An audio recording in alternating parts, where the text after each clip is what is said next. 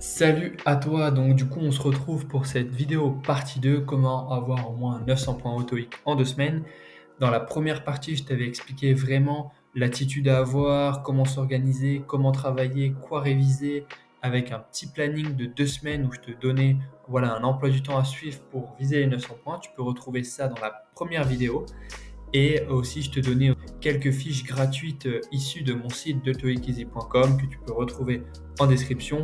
On est sur le site et le contenu gratuit se trouve ici. Donc tu vois, tu as plusieurs fiches gratuites, notamment une fiche sur les temps en anglais qui est liée à une vidéo que j'ai faite aussi. Donc n'hésite pas à la regarder si tu veux tout comprendre sur comment marchent les temps en anglais.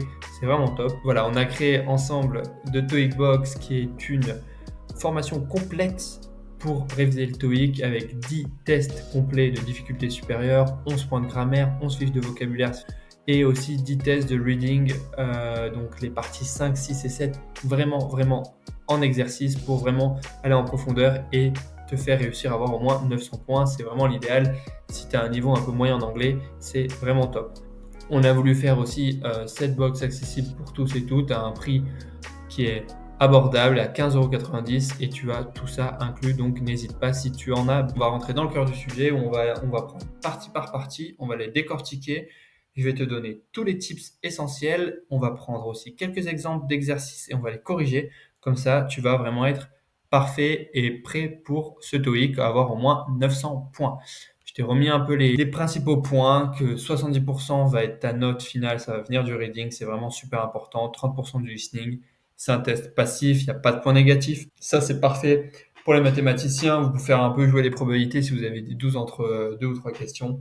Ça dure 2 heures et tu vois, c'est 75 minutes pour la partie reading. Tu vois, le poids est quand même assez important pour le reading. Je te remets un petit peu cette grille de notation. On peut voir qu'à partir de 94 réponses justes, tu as 100% des points garantis au listening. À partir de 95 plus exactement réponses justes, passer cette barre, que tu aies 95 réponses justes ou 100 réponses justes, tu as le même score. Ça veut dire que le listening, c'est cadeau.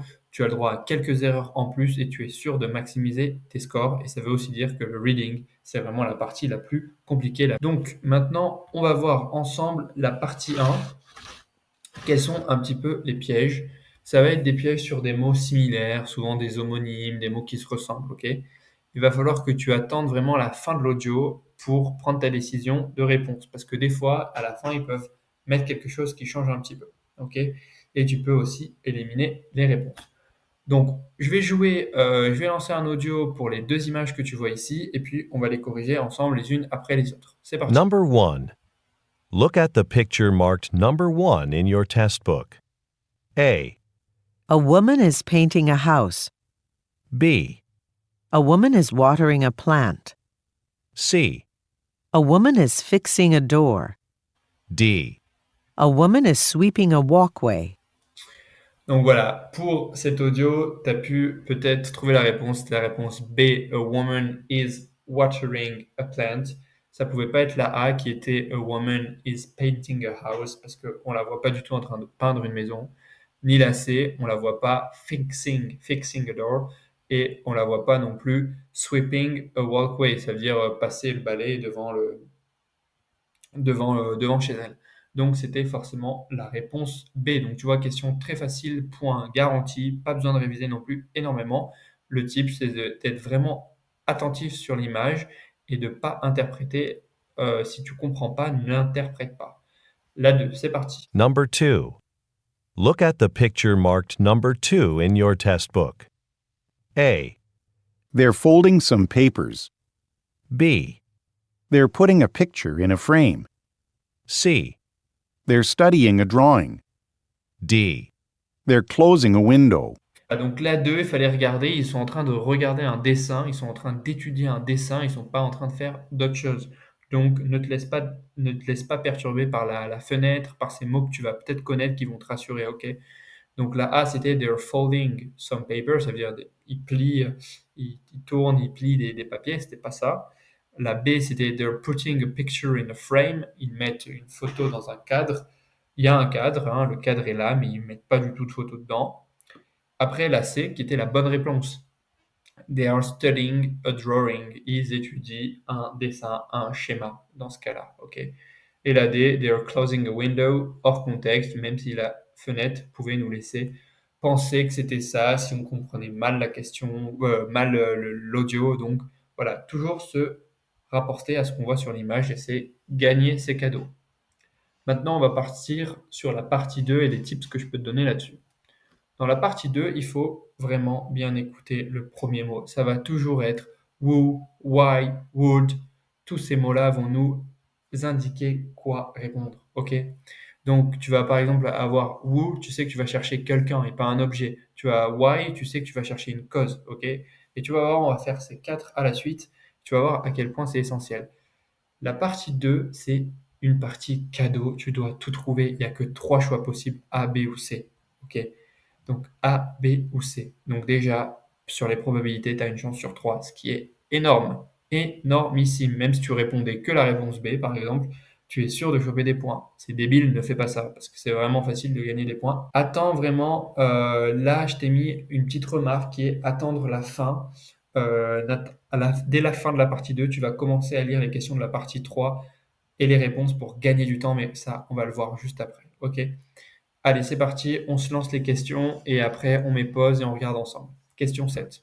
Select the best response to the question or statement and mark the letter A, B, or C on your answer sheet. Now, let us begin with question number 7. Number 7. Who wants to organize the patient files? A, Mean Sue would like to. B, Our phone number has changed. C. A well-run organization. Voilà, donc là, on avait la question, c'était Who wants to organize the patient files? Donc c'est forcément quelqu'un et c'est forcément Minsu would like to. Réponse A. OK. Pas besoin de les autres, our phone number, blablabla. Ou on attend quelqu'un. OK. La 8 maintenant. Number 8. Why didn't Miranda shut down the computers yesterday? A, Yes, my new laptop. B, Outside of Office 101. C. Because she left early. OK, là, c'était Why didn't Miranda shut down the computers yesterday? Donc, on attend une cause. Donc, because. Réponse C, direct. Tu vois, c'est facile. Bien écouter le premier mot de la question. La 9, maintenant. Number 9. Would you like the pie or the pudding for dessert? A, About $5. B, The pie sounds delicious. C. I just put it on. Would you like the pie or the pudding for dessert? Donc là, on écoute tout, on sait pas trop would you like, on peut voir. Donc la réponse A, about $5. Hors sujet. La B, the pie sounds delicious. Bonne réponse, ça s'arrête là. Would you like, est-ce que tu en veux? Oui, c'est délicieux, ça s'arrête là. Et puis voilà, la C, hors contexte, I just put it on, n'importe quoi. Donc tu vois, c'est assez simple. On passe à la dernière, mais je pense que tu as un petit peu compris. La 10 maintenant. Number 10. Didn't you read Mr. Kim's memo? A, He used to live there. B, A newspaper article. C. Yes, I read it this morning. Donc là, on avait dans la question didn't you, ok? Donc c'est oui ou non, yes or no. Donc forcément que c'était la réponse C, yes, I read this morning. La A et la B n'étant pas bonnes parce qu'ils ne répondent pas à la question tout simplement. Quand tu arrives à la fin de la partie 2, tu vas tomber sur ça, sur partie 3, ok?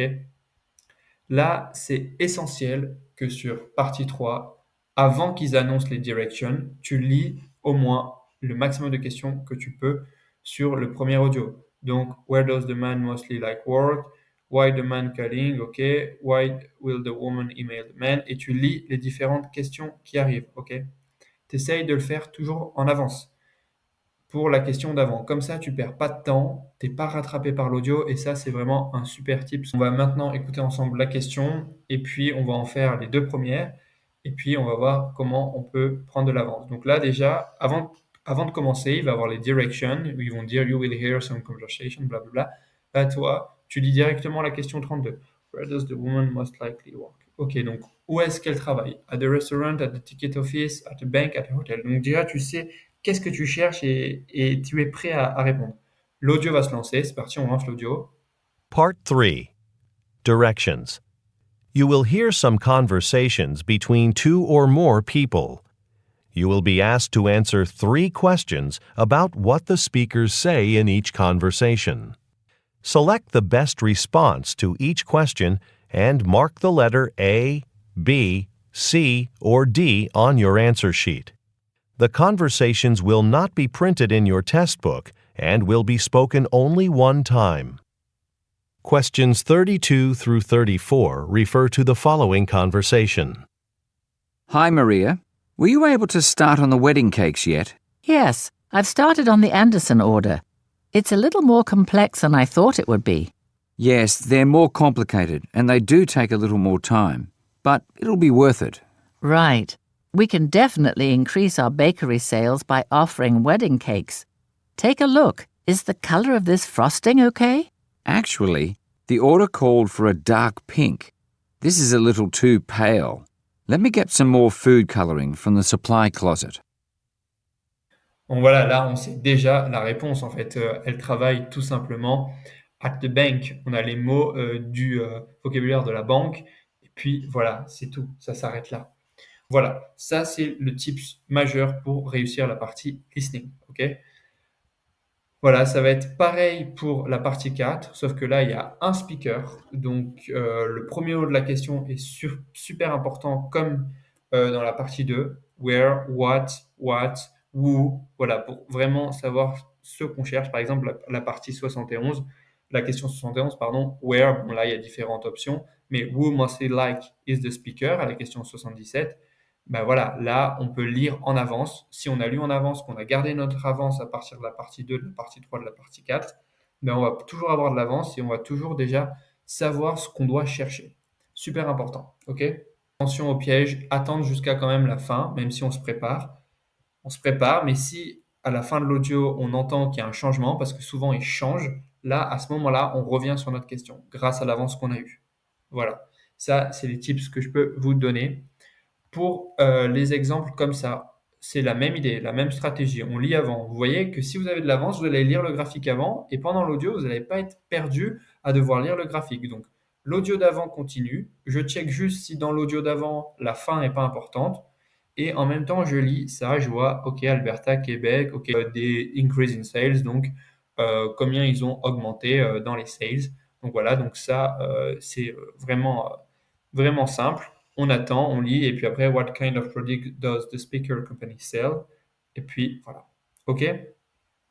Ça, vous voyez que la question est décorrélée de l'image, hein. On nous demande quel type de produit il vend, hein. Il dit le produit qui a fait 15% d'increase in sales, c'est, je sais pas moi, les kitchen appliances. Et voilà, du coup, on sait ce que c'est grâce à ça. Donc, les deux sont importants, mais vous voyez qu'il n'y a pas tous les éléments à prendre en compte du tableau. Ça, c'est toujours facile si vous avez de l'avance, faire bien attention aux chiffres. 15, 50, voilà, ça c'est des choses qui à l'oral des fois ne s'entendent pas, donc on fait super attention à ça, pardon.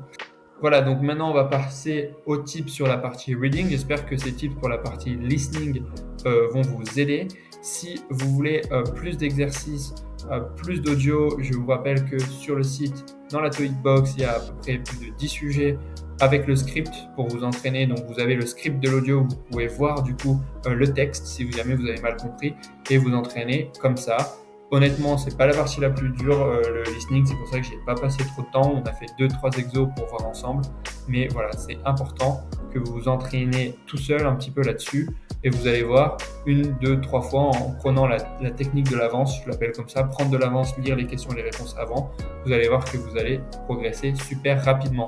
Voilà, on passe maintenant du coup à la partie reading et puis on va voir ensemble les différents tips pour cette partie. On va faire ensemble un petit peu de la partie 5, un petit peu de la partie 6 et un petit peu de la partie 7 pour voir un petit peu comment appréhender les différents pièges et les différentes questions dans ces parties qui sont, je te le rappelle, les plus importantes pour réussir à avoir un score élevé au TOEIC rapidement. Tu peux retrouver ce contenu sur mon site Dans la dernière partie, Reading Part 5-7, exercice extrait, il y a la correction en bas. Ça te permet un petit peu de tester, de voir aussi ce qu'on propose. Et puis, si ça te plaît, de pourquoi pas t'entraîner davantage sur ces questions-là. Ok ? Surtout si tu te sens pas trop à l'aise, c'est vraiment essentiel. On commence avec la question 1. Ça, c'est vraiment une question de type facile. Ok ? Là, je vais te donner la réponse et après, je vais l'expliquer. C'est la réponse A.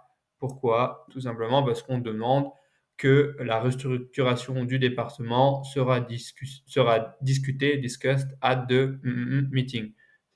C'est forcément au prochain mois. Là, c'est du bon sens paysan. J'ai envie de dire, il n'y a pas besoin de chercher quelles règles ça correspond, de perdre du temps là-dessus. Je te rappelle que tu dois essayer de gagner un maximum de temps. Du coup, tu vois ça, tu regardes les questions. Ok, c'est forcément next. Ok. La 102, c'est une question intéressante parce qu'elle te montre qu'en regardant les choix de réponse et en regardant le début de la phrase, tu n'as pas besoin de lire toute la phrase et de perdre du temps. Là, on te dit to keep park beautiful. Quand on regarde les choix de réponse, là, on veut nous tester si on connaît un petit peu les pronoms. Tu vois, par exemple, on a du possessif, on a la troisième personne ici, on a etc. Là, ça va être une fiche aussi qu'on a faite dans la formation de savoir les différencier. Tu vois, par exemple, ours et our. Ça, c'est notre, ça, c'est plutôt le nôtre, tu vois. Donc là, c'est pour garder le parc joli, ça va être forcément pour regarder notre parc. C'est la seule réponse possible. Donc là, ça va très vite normalement. Quand tu vas prendre l'habitude, tu vas même pas lire ce qu'il y a ici et tu vas directement prendre la réponse A. OK? Question 103. Ça, c'est une question intéressante. On a Mr. Hardin, qu'est-ce qu'il veut? Additional images of the office building is interested in leasing. Donc, Monsieur Hardin, il veut, apparemment, on ne sait pas, hein, des images additionnelles du bureau, de ce bâtiment, parce qu'il est intéressé à le louer dans une location. Il va demander des images additionnelles. Et là, on voit qu'on a deux choix de réponse possibles. On a asked, qu'on connaît, et on a requested. Comment les différencier? Les deux pourraient être bons. Et en vrai, si vous parlez anglais couramment, enfin, je veux dire, dans la vie de tous les jours, pardon, vous allez pouvoir dire ça, on va très très bien vous comprendre. Mais là, ce que le TOEIC attend, c'est un petit peu la meilleure forme. Donc, il faut penser comme ça, la forme la plus propre, la plus réaliste, on va dire, entre guillemets. Et là, asked, on va pas l'utiliser parce que c'est plutôt ask. Non, il est employé avec des personnes. I ask you something. Là, il va request, il va demander. Et demander dans ce sens-là des images additionnelles, c'est requested. OK? Donc, c'est la réponse D qui est la bonne dans ce cas-là. Allez, on continue. Je vous ai mis les réponses là, ne les regardez pas. Essayez de le faire. De toute façon, elles vont être cachées, mais vous avez les réponses sur la fiche. La question 104, qu'est-ce qu'on nous demande? A team of agricultural experts will be brought, on ne sait pas quoi, to try to improve crop harvest. OK? Donc là, ils vont être will be brought. Ils vont être là, on sent qu'il y a une idée de ensemble. OK? Ils vont être pris ensemble, être rassemblés. OK? Mais quand on est rassemblés, ça peut pas être entre parce que entre, ça marche pas. On voit que là, il y a un verbe, donc on peut pas avoir cette position between et après un verbe. Either, c'est quand on fait un choix, c'est pas le cas. OK? Et because, il y a une cause, il y a quelque chose. Là, on voit la structure de la phrase et en un bloc, c'est pas possible. Donc, ça va forcément, par élimination, mais par bon sens, être together. OK? Ils vont être amenés ensemble. La 105, on passe à la 105. Hop. Hop, elle est là, la 105. The board of Galaxy Farm, Mr. Knowns, Mr. One's successor at yesterday's meeting. Ok, bon là, un board, souvent, c'est un comité de direction en français, et ils ont, lui, il va reprendre, ça va être le successeur, donc on l'a forcément nommé, et donc nommé, ça c'est pareil en anglais, ça va être named, ok, ça va pas être granted ou ça va pas être granted, c'est pas le bon sens. Founded, ce n'est pas le bon sens non plus. Et puis voilà. Question facile, il faut le savoir. Qu'est-ce que c'est que the board? Voilà, mais ça c'est aussi dans les fiches de vocabulaire spécial TOEIC. l'entreprise. Voilà, the board, c'est un comité de direction. Maintenant, on va passer à la question 106.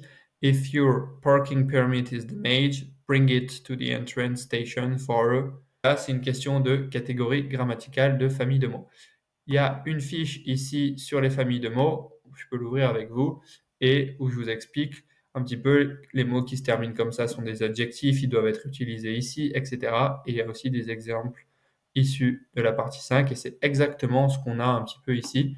C'est différents mots qui ont la même racine, replace, mais il faut choisir le bon. Et là, d'après la fiche ici, on sait que on a besoin d'un nom, c'est un nom qui vient ici, donc ça va forcément être replacement. Ça, c'est pas bon, c'est un pluriel, replaces. Ça, c'est un verbe, ça, c'est la forme ing, c'est pas bon non plus, et puis on trouve rapidement. Les deux dernières questions. Mr. Hamad decided to reserve a private room for the awards dinner. The restaurant was noisy. Monsieur Hamad décide de réserver une salle privée pour le dîner. The restaurant was noisy. Donc, on va chercher un petit peu ce qu'il y a ici. Dans ce cas-là, on va voir un petit peu qu'on a différentes propositions comme ça. Et lui, il faut comprendre le sens ici. Il veut réserver un restaurant privé. Pourquoi? Parce qu'il veut pas que ce soit noisy. C'est le but d'avoir une salle privée. Donc, il faut qu'on trouve ce qui va bien pour que ça fasse sens dans la phrase. Ça marche pas. Ça, c'est bon. In case the restaurant was noisy. Voilà. Là, on a notre réponse. Et du coup, on s'arrête là. On lit même pas les autres, on perd pas de temps. De toute façon, elles n'étaient pas bonnes dans le même sens, mais on va pas perdre de temps. OK? Et pareil, Mr. Jones has provided a estimate of the costs of expanding distribution statewide. Là, c'est pareil, on va essayer de trouver la famille de mots. Je vous ai dit, ça revient super souvent. C'est pour ça que je vous offre cette fiche, parce que c'est la plus importante du TOEIC, parce que beaucoup de questions sont comme ça. Et puis là, forcément, si on connaît cette fiche, on sait que c'est conservative, parce qu'on essaie de trouver un adjectif qui vient avant ce nom, OK? Et puis, du coup, on a la réponse C. Voilà, ça c'est pour la partie 5. La partie 6, souvent, il y a du texte avant, mais ce qu'il faut repérer, c'est où commence la phrase avec le texte à trous. Là, la phrase avec le texte à trous commence ici, OK? Et elle va finir à peu près ici. Ici, au point. Tout ce qui est avant, c'est inutile. On ne perd pas du temps à le lire, OK? Donc on scanne, on repère où commence la phrase et on s'arrête ici, OK? On s'arrête ici parce qu'il n'y a rien à lire ici. On commence ici, pardon. Tout ça, on ne le lit pas, on ne perd pas de temps le jour de l'examen. Je vous rappelle, ça doit être fait en 30 minutes avec la partie 5 pour être dans les temps à peu près, donc on va vite. Pareil, on va faire le découpage ensemble. Pour la question 132, OK, ça commence ici. Et là, on voit qu'il y a un point. OK, donc c'est tout. Ça s'arrête là. OK. Donc, pareil, la question s'arrête ici. OK, excusez-moi, je vais mettre la même couleur comme ça, vous n'êtes pas perdu. La question s'arrête ici. OK. Donc, on lit que ça. Hop, hop, hop, hop. Tout ça, on n'a pas besoin de le lire. C'est inutile. C'est fait exprès dans cette partie-là. C'est de repérer rapidement. Mais ça, on le fait là au stylo, mais ça va aller vite dans votre tête après quand vous serez un peu entraîné. OK? Ça, on n'a pas besoin de le lire. On va commencer la phrase. Donc ça, pareil, on n'a pas besoin de le lire, OK? Parce qu'on sent que la question 133 commence ici. Donc ça, c'est pareil. C'est inutile. Donc vous voyez, vous ne perdez pas votre temps. Vous commencez directement à lire à partir de là pour la question 133, OK? Et vous terminez là. Et pareil pour la section 134, elle commence ici, elle finit là. Donc vous voyez déjà, il ne reste plus beaucoup de choses à lire. Au final, ça nous fait des petites questions qui sont similaires à la partie 5, hein. C'est pour ça que c'est un petit peu un piège cette partie 6. C'est parce qu'il n'y a pas tout à lire du tout. OK. Donc, on passe maintenant à la correction. Là, on a une question. As one of the region's largest employers, ProUni's blank workforces with uniforms for over 70 years. Question de temps. Quel temps choisir? Qu'est-ce qu'on voit? Si on ne connaît pas les temps, je vous conseille d'aller sur toeikeasy.com. Dans les fiches offertes, il y a les temps en anglais, vous cliquez dessus, OK? Et là, vous la téléchargez, c'est gratuit, vous l'imprimez et on repère la forme. Après, vous allez le connaître, donc ce sera super facile. Qu'est-ce qu'on a? On a une action qui a commencé dans le passé et qui est là aujourd'hui, qui est là pour summariser, c'est-à-dire qu'on dit depuis 70 ans, en fait, ils habillent les employés et aujourd'hui, on fait un point sur ça. Donc, on est dans ce cas-là, le present perfect continuous avec une forme en have, been plus verbe en ing. Ok, donc ça déjà, on l'élimine. Ça, on l'élimine. Bon, en fait, si on connaît la forme, on va directement à la réponse D. Et puis, on choisit la réponse D. Ça, c'est pour les gens qui ne sont pas trop à l'aise avec les temps. Vous apprenez par cœur, vous repérez le contexte, vous savez déjà quelle est la réponse. Ok. Question 132. Maintenant, donc, on sait où commencer directement. On n'a pas besoin de le relire. Since our funding pro-unit has been committed to employee retention and là, c'est employee retention, c'est un nom et on cherche un autre nom. Pareil, fiche qui est gratuite, qui est disponible sur les catégories grammaticales qui s'appelle famille de mots. Donc, c'est le mot forcément advancement. On cherche un nom. Advance, c'est un adjectif. Un advance, c'est une avance entre guillemets, mais là, ça n'a pas de sens. Et day advance, là, on voit bien que ça n'a aucun sens. Donc, c'est bien la réponse D qu'il faut sélectionner ici. Tout ça aussi en apprenant des règles simples, hein, et c'est des points gratuits. Hein. Question 133. Ça, to learn more about, visit pronouns.com, careers, etc. Là, donc on cherche aussi un nom, bien sûr, mais ce qui est important de voir, c'est le mot careers. Donc, c'est une page pour des opportunités professionnelles. Donc là, il faut connaître un peu de vocabulaire. Issues, c'est pas le bon mot de vocabulaire. Événements, ça aurait pu marcher, mais c'est pas ce qu'on cherche, parce qu'il n'y a pas d'événements, c'est des offres d'emploi. Et les offres d'emploi en anglais, pour les nouvelles, ça s'appelle des openings. C'est les qui viennent d'ouvrir, un petit peu les annonces qui viennent d'ouvrir. Du coup, ça, c'est la bonne réponse. Investment, ça n'a rien à voir, c'est pas sur une page de careers. Donc là, on sait aussi directement que c'est la réponse D. OK? Ça, c'est super important. Maintenant, on termine avec la question 134. Pareil, on commence ici. Interested job seekers, donc on voit bien qu'on parle d'offres d'emploi, will be directed to fill out an online application and upload a resume. OK? Donc là maintenant, la question, souvent, la fin de question sur cette partie 6, c'est plutôt, il n'y a pas besoin de savoir la grammaire ou quoi, ça n'a rien à voir, c'est des questions de sens, pour voir si on a un peu compris de quoi il s'agit. Là, vous avez vu, on n'a pas tout lu, on a très vite compris qu'on parle d'une entreprise qui fait sa promotion et qui explique qu'elle offre voilà, des opportunités professionnelles. Donc voilà, maintenant il faut imaginer un peu la suite. Quelle suite fait le plus de sens? Ok, donc ça c'est que du sens. C'est pas de compétences particulières, donc c'est une question un petit peu plus subjective. Donc il faut faire attention. Ça peut être des points perdus, mais si on est bien concentré, ça fait aussi des points faciles à gagner. Donc là, on nous parle que ils offrent des offres d'emploi et que job seekers, ça aussi, c'est du vocabulaire TOEIC, c'est ceux qui sont en recherche d'emploi, vont être dirigés vers un petit peu un tableau à remplir sur une candidature en ligne, où ils vont devoir mettre un CV. Donc, qu'est-ce qui colle le mieux? They must also pass background check to be eligible for employment. Ça, on peut se le noter dans notre tête, c'est plutôt pas mal. Hein. Let ProUnis designs work uniforms for your company. Bon, ça, c'est hors sujet. Là, ils nous disent qu'ils font des uniformes, sinon on va acheter pour notre entreprise. Donc déjà, B, on élimine, c'est pas bon du tout. You can now follow us on social media. Ça pourrait le faire, mais on se le garde dans la tête. On va voir après. Ça peut le faire. We recently hired a new director of human resources. Là, c'est carrément hors sujet. C'est pas du tout le sens. Donc, vous voyez déjà, vous avez deux choix de réponse possibles. Un choix sur deux. Et franchement, avec un peu de chance, si vous savez vraiment pas, vous pouvez tomber sur la bonne réponse. Dans ce cas-là, you can now follow us on social media. Ça pourrait être possible. Mais là, on nous parle vraiment de détails avant, donc ça va pas être ça. OK, donc ça, maintenant, on peut l'éliminer.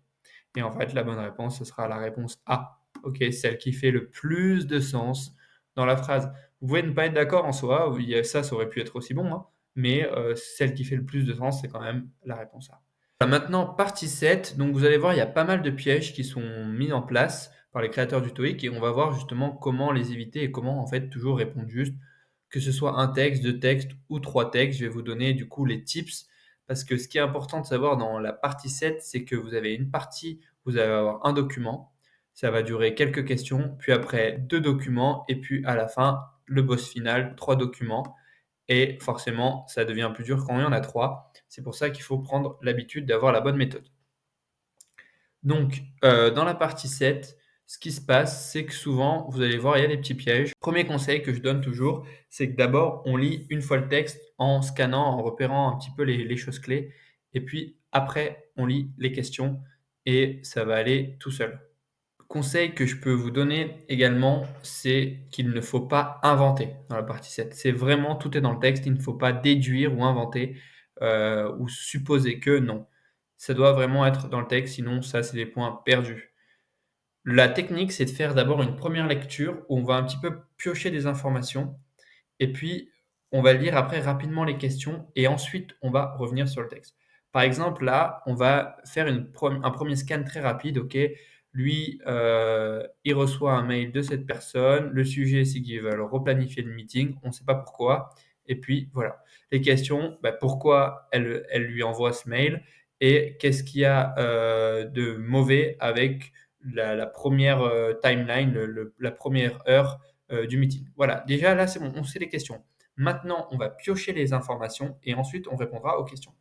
Donc, on lit rapidement. Next week meeting needs to be rescheduled. OK, voilà, on va chercher un petit peu les informations. Elle a dû l'annuler. OK. Elle nous demande de revoir ça avec Martina. On ne sait pas qui c'est. Et on sait que c'est une tâche qui doit être faite.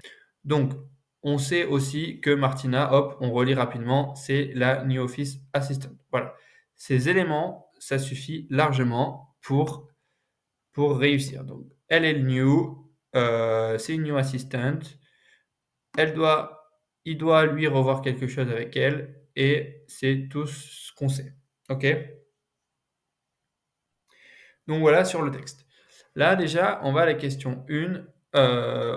Pourquoi en fait elle a envoyé l'email? Est-ce que c'est pour set up an interview? Non. Là, on ne nous parle pas d'interview, on nous parle de meeting. Une interview, c'est un entretien d'embauche, c'est pas du tout le cas. Non, c'est pas du tout cette réponse-là. To suggest a new client. On n'a pas du tout vu le mot client. Vous avez vu, ça va vite après le raisonnement, hein, mais c'est pas ça. Voilà, impossible. Il nous reste deux réponses. To announce a new calendar system. On n'a pas vu le mot calendar system, même s'ils peuvent mettre des synonymes. Mais là, on ne nous a pas parlé de calendar system. C'est pas bon. Mais voilà, par élimination, on a to request that an employee be trained. En réalité, si on prend le temps de lire, on comprend que elle est nouvelle et elle a besoin d'être formée sur les logiciels. Quand j'ai dit to suggest a new client, on parle de client ici, mais c'est pas du tout le but, le sujet du mail, hein. Et après, la question d'après, c'est what was wrong with the original time of the meeting? Voilà. Là, on sait que l'information est au début dans ce paragraphe-là. Et on voit qu'elle n'a pas pris en considération que le client sont sur une autre time zone. OK? Donc, ils sont peut-être à Paris et les clients sont à New York, donc il y a +7. Voilà, c'est tout. Et là, on trouve, du coup, on va chercher l'information dans les réponses. En fait, le but de la partie 7, c'est d'aller chercher l'information dans les réponses qu'on connaît. It was scheduled during an office weekday. Non, ça, c'est pas ça. Ça, c'est sûrement ça, c'est très ça, que c'était pas convenient pour un client international. Ça, c'est la déduction que fait la réponse. Ça, Mrs. Nielsen was not available on that date. Pas du tout, on ne parle pas du tout de ça. Et the room was being used by Mr. Burstein. Mr. Burstein, si on regarde, c'est la personne qui reçoit le mail, donc ça n'a aucun sens. Et la réponse, du coup, c'est logique. Là, je l'entoure, c'était la D, et là, c'est la B. Vous voyez un petit peu le sens du raisonnement qu'il faut avoir pour la partie 7. C'est rien de difficile. Et ce que je vous expliquais tout à l'heure, pourquoi passer pas plus de temps sur la partie 7 que sur la partie 5 et 6, c'est que la partie 7, vous n'avez pas besoin d'être fort en grammaire. c'est pas des questions de grammaire, c'est pas des questions de vocabulaire, c'est pas des questions de temps, c'est vraiment des questions de compréhension de texte et de vitesse de lecture. C'est pour ça que je vous conseille, dans la vidéo que j'ai fait avant, vous pouvez aller revoir sur les stratégies pour avoir plus de 900 points, de lire un article d'anglais tous les matins, 1 ou 2, pendant à peu près 10 à 15 minutes pour vous habituer. Voilà, vous avez la réponse là au cas où, mais bon, on l'a fait ensemble, la 153, la D, la 54, la B. Et puis, je vous souhaite de bonnes révisions, un bon courage pour le test du TOEIC. Et je vous rappelle que si vous avez des questions, des doutes ou des besoins de conseils, vous n'hésitez pas à nous écrire sur letoeiceasy@gmail.com. Ce sera avec grand plaisir qu'on vous aidera à travers vos révisions.